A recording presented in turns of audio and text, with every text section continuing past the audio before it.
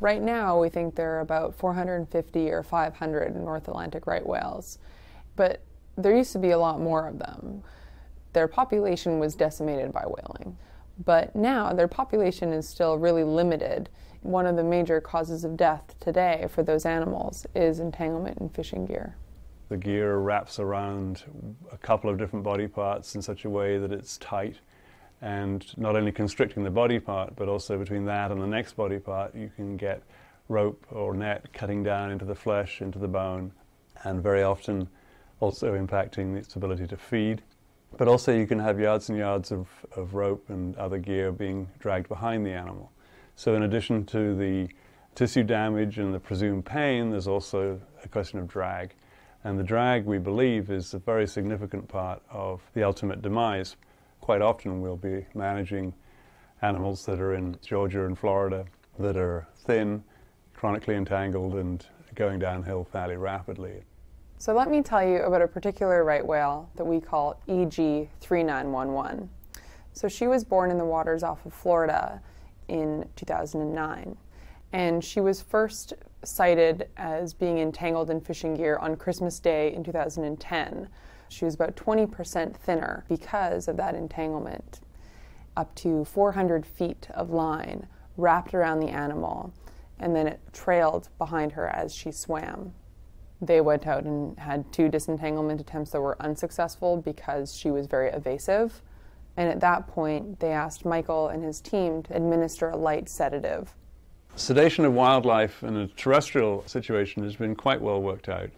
But the problem with sedating large whales at sea is twofold. One is that there isn't a hard substrate for them to lie down on when they are no longer conscious. And 2, the volumes of drug required, given the size of these large whales, is an order of magnitude larger than they would be even for an elephant.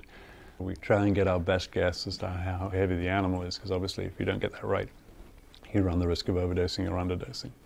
So over the last 10 years or so, we've evolved an approach whereby you can deliver sedatives to a right whale that isn't very approachable to change its behavior such that it no longer minds being approached by a boat, and then the disentanglement crew can get in to remove the gear.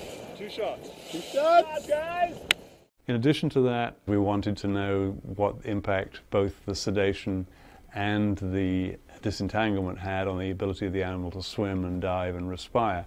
And so we had the idea to attach a D-tag, which is a digital recording tag developed at Woods Hole Oceanographic Institution. So think about the size of an iPhone these days, and it's put on with some suction cups. And it basically records the movement of the animal as it's swimming in all 3 dimensions. So we were able to, for the first time, take a D-tag, use it as a sort of patient monitor, if you like. So they attached the suction cup tag and then administered the sedative.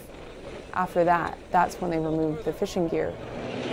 So the disentanglement was successful in that we did remove almost all of the gear. Oh, that's pretty. To see how good that looked with no gear on it? About 5 hours later, the tag was recovered. So we were able to then download the information from it and then look at it.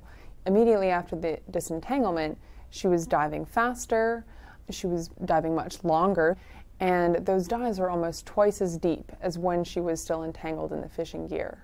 Another thing we learned was she was going through almost twice as much energy as she would have when she wasn't entangled. And that's why they get skinnier and skinnier. The D-tag really opened up this whole new world of her life underwater that we otherwise weren't able to see. The time scale is what's most shocking to me. With entanglement, it's usually about 6 months to a year that it takes for these animals to slowly die. Wearing my veterinarian's hat, I think about these animals, were they terrestrial animals? Were they dogs in the city of Boston? With that kind of trauma or with that kind of timeline of their demise from interacting with an industry in the city of Boston, I find it very hard to believe that that industry would wish to carry on because its public persona would be less than profitable. That isn't the case for the marine industries that are involved in this. Out of sight is out of mind. A solution to the entanglement problem is really trying to minimize the amount of gear out there. No fisherman wants to catch a whale, and I wish no fisherman a hungry day. So to the extent that the fishery can still be profitable while deploying less gear, there needs to be a targeted, focused assessment of how you can reduce the risk of marine mammals actually encountering that gear in the first place. We've hosted here at Woods Hole a number of different workshops now, working with both fishery managers and also fishermen.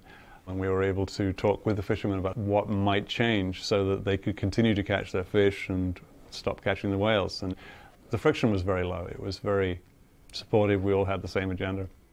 The population is slowly recovering, maybe 1 or 2% a year.